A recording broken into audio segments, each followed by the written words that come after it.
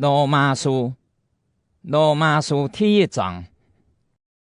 我是基督耶穌嘅僕人保羅。上帝呼召我做使徒，特別派我傳佢嘅福音。這福音是上帝在千久以前通過佢嘅眾先知在聖經底背所應許嘅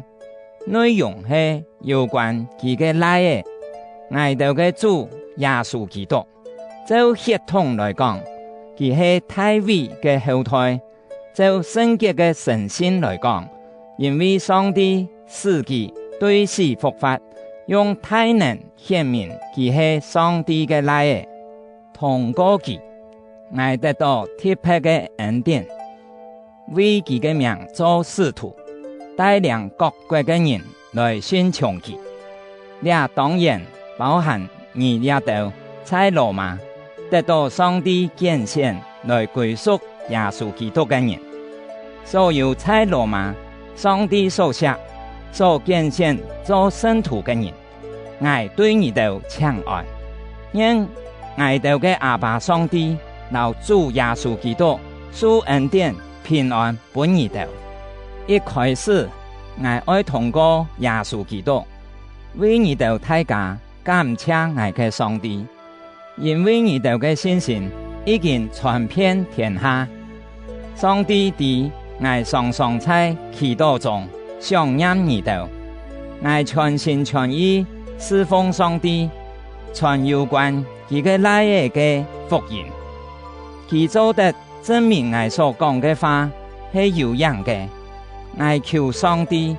照佢美好嘅旨意為我開路，本我最後我有機會去訪問你哋，我非常希望見到你哋，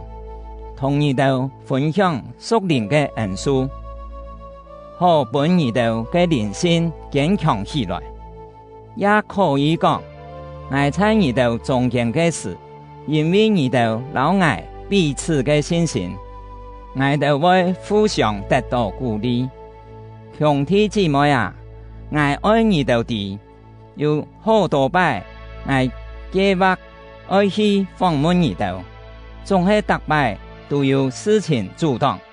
害我無法度去。我嘅目的係愛在你哋中間帶領人歸主，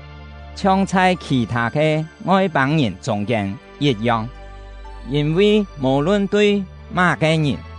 係文明人，也係盲開花嘅，係聰明人，也係愚妄嘅，我攏總欠佢哋嘅債，所以我迫切愛將這福音也傳本你哋在羅馬嘅人。我無看福音做見證，這福音係上帝嘅大能，愛拯救一切信嘅人，先係猶太人，然後係外邦人。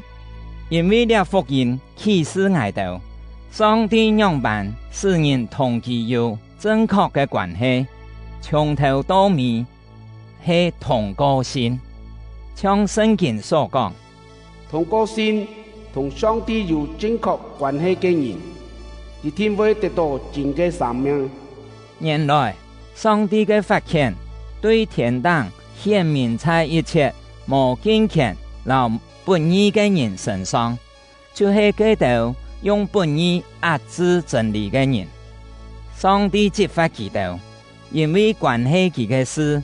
已經照人所能理解嘅，清清楚楚顯明在佢哋嘅面前。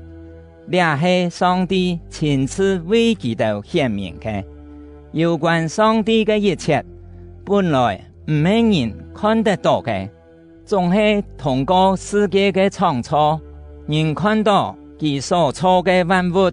就認出佢永遠嘅大能和神性，所以人無乜嘅借口可推辭。佢哋雖然認識上帝，總係唔將榮光歸本佢，也唔感謝佢。佢哋嘅思想虛空，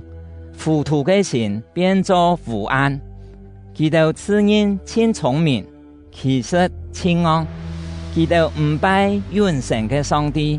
反轉去拜偶像，就是基督做會死嘅人，比禽、走畜、昆蟲等形象錯出來嘅。所以上帝要差基督停定心中嘅慾念去做下流嘅事，彼此糟蹋自家嘅身體。